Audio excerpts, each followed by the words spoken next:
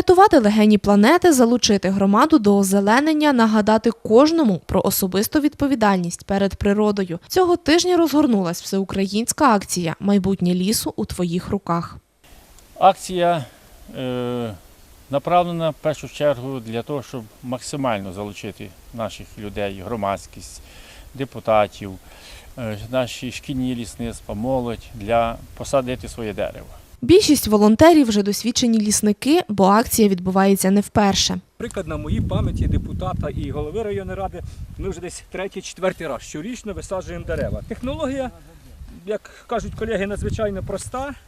Бери в руку меч, так,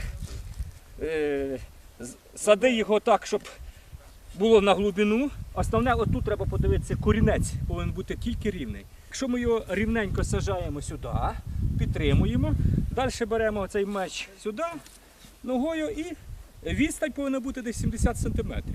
А от головний поліціянт міста, хоч і вперше тримає в руках меч-лопату, ініціативою надихнувся і вже пообіцяв долучитися наступного року. Поліція завжди приймає участь в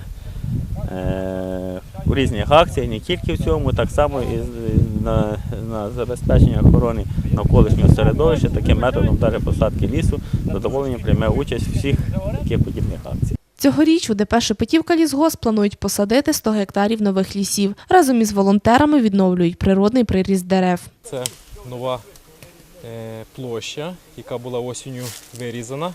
Відповідно, її необхідно відновити і засадити новими деревами. Зокрема, це сосна. Здається, ще мудрину будемо зараз садити. Така акція триватиме місяць і завершиться 21 квітня у День довкілля. Катерина Дудар, Олександр Шамшурін, Лайк ТІВІ.